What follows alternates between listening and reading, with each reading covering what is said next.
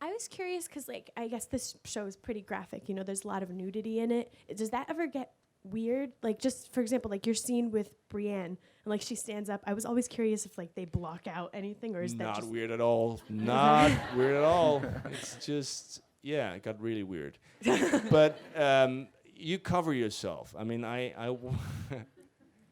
they call it a sock. It's not really a sock, but what was really weird in that scene was that I had the stump. I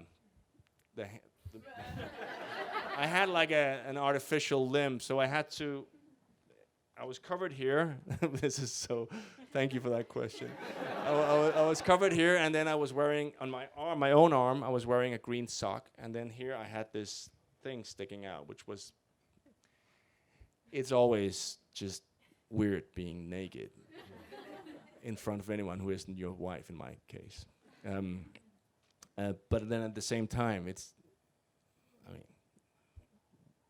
we've seen it all before. It's like, it's not like the most traumatic thing that can happen to you, but it is weird. I'm curious about the relationship with your brother, because when you interact with him, you show a lot of, sympathy, tenderness. He loves his brother. Right, I mean, exactly. And so I wondered if, you have a especially good relationship with Peter, or are you just acting? It's an added bonus. We really get along well. He's a great guy, as you can imagine. I mean, no, but he really is wonderful. For Jaime, I think that's the one person that he is the closest to of anyone, and the trusts the most, which is also why I think what happened at the end of season 4 is such a heartbreak for Jaime, because even though Tywin was this monster, he was his dad, and you don't kill your dad, and he's responsible for that. So it's wonderful to work with Peter, and that whole, I thought this, it was a wonderful scene when he let him out and they said goodbye, and you understood the depth of the bond.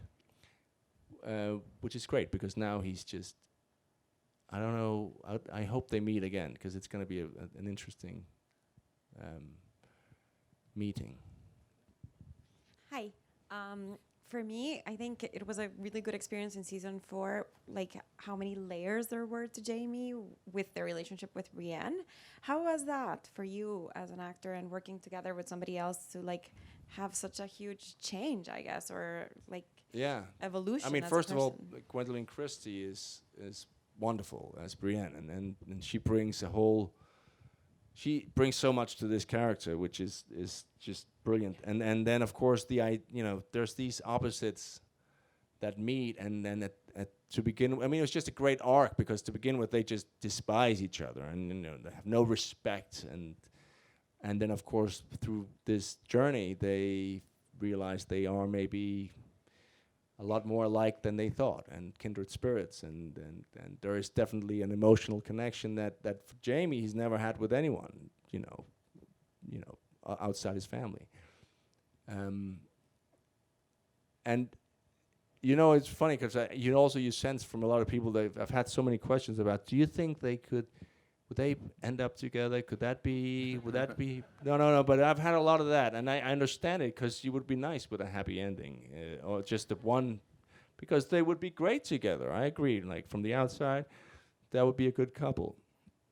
But and I also think that actually, going back to that scene, that infamous scene in front of that Joffrey, I think there was also a huge disappointment from some people that Jaime would do that, because now we've kind of decided that he was going to be with Brienne, so could he please stop with that horrible Cersei? That's insane.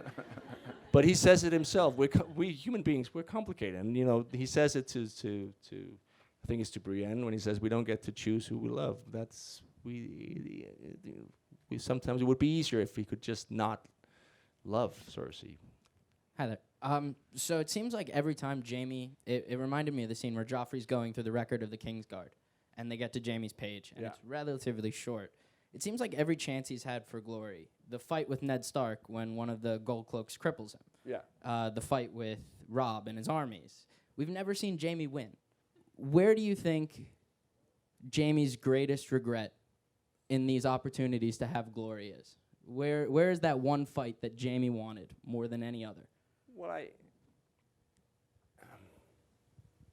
I mean, I'm sure there's a lot of moments where he wished he'd handled the situation differently. I think if he could have gone back and not interfered with Brienne and the rape of Brienne, if he knew, he's an honorable man, but he's also a realist, and that's what's interesting. I think if the choice was, you can save this woman from being raped, or you could have kept your right hand, I'd have my hand back, please.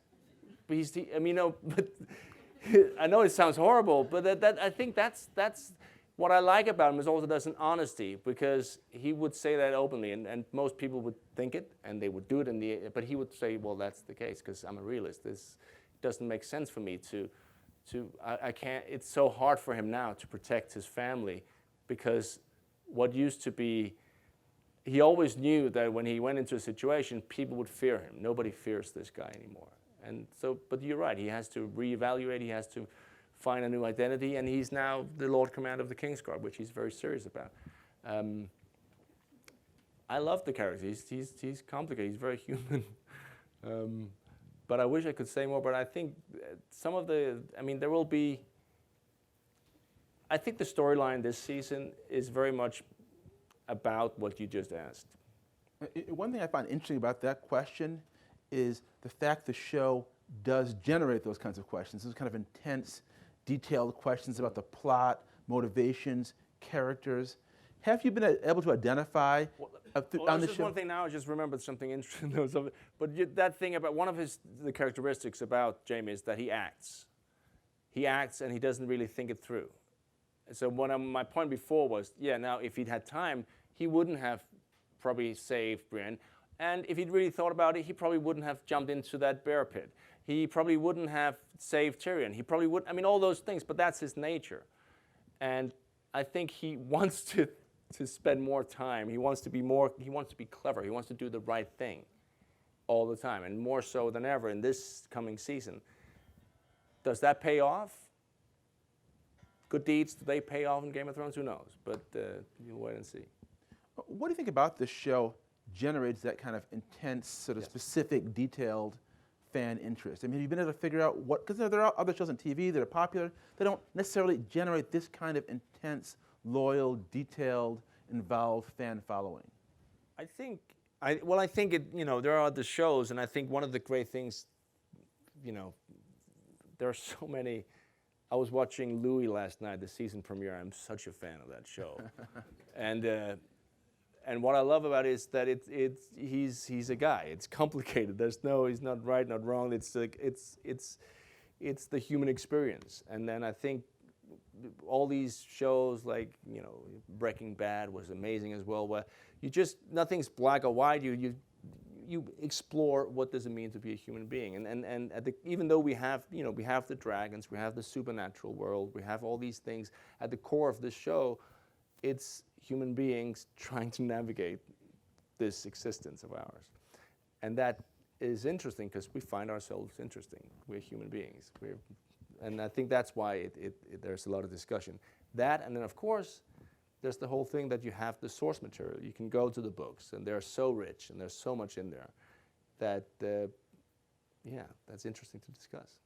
Okay. I think what's exciting about this season is that it's the beginning of the end. That's the thing. I think the plan is 7 seasons. We're in season 5. We've got 2 more to go. So the pieces are being put in place for the end game. There's a new theme introduced, which I think is, without giving anything away,